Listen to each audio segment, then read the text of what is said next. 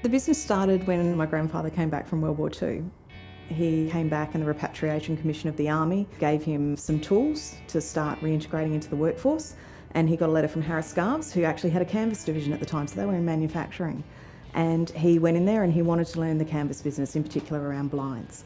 So they gave him a swag of tools, and in he went and learnt the business, and then he started tinkering around in his backyard shed down at Netherby. In 1953, he and my grandmother Fov set up Ken F Major Canvas Goods, and they basically started making blinds from the back shed. By 1958, they started buying out some other companies and built this factory here at St Mary's, where we are still today. He was your typical Aussie larrikin. He was amazing. He was just this ball of energy and pride. He just lived and breathed this. He loved travelling, getting out there. He liked tinkering away in the shed and making things. And he had a dream. He was so proud of what he did, and he built that dream. We take raw materials and we turn a two-dimensional material into a three-dimensional product. We have machinists that sew, we have welders that weld, so we're very labour-based in that sense. We've really focused on providing that level of service. Our customers become part of our family. We have the ability to be able to speak to them face-to-face. They can come in, they quite often have drawings, questions, they can see where their products are being made, they can see where they come if they've got any questions after they buy their products. Rather than having our entire model based on large quantities and just trying to smash things out, it's really about that, getting the right product for the right person and giving them exactly what they want, but in a reasonable time frame and a good price. We do basically anything that you can make out of canvas and PVC. So the sort of products that the retail customers see, things like your annexes for your caravans. We've got our swags, and I love our swags so much because we have people that come in and buy them for their kids for their 18th birthday, and they got given one by their dad, and their dad had one as well. So that's certainly one that we see third and fourth generation customers on. We've actually just started doing blinds again, which is really exciting. We do work for defence, we do work for mining. There's no 2 days the same. We even made a whole bunch of tents for some of the recent World War I movies. So we did some work with Anzac Girls, Gallipoli, Water Diviner, and that was really exciting because we were actually building like historical tents, which was a bit of a flashback for us because we did all the tents for Breaker Morant many moons ago as well. In about 2002, we were making camper trailers and we were buying the trailers in. We wanted to have control of that product and to be able to do the same quality with the trailer that we do with our canvas, so we started making trailers.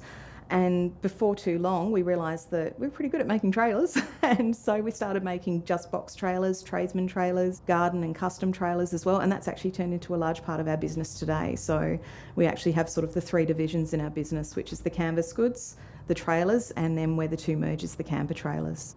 Certainly being third generation, I'm not just handling a business that's been a part of the family, it's a business that's been part of the family for 63 years.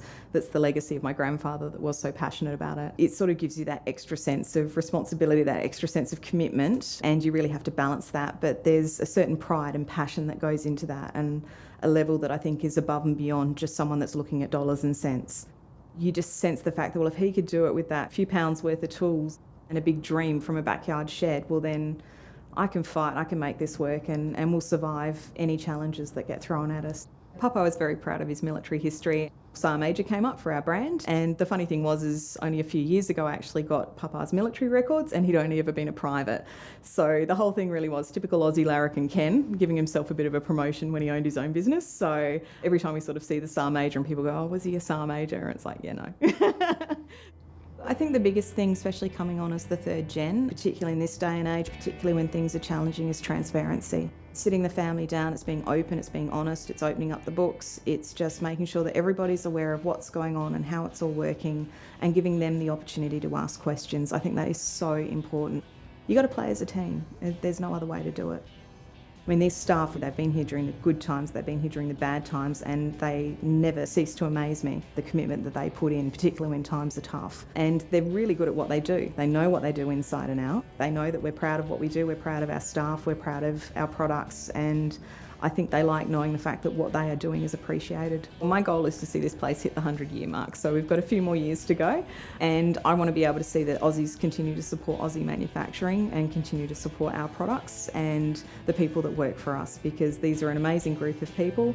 They've put their heart and souls into making products that have created memories for so many Australians for so many years. That name is there. That little piece of Papa is with everything that we do, and I want to do him proud.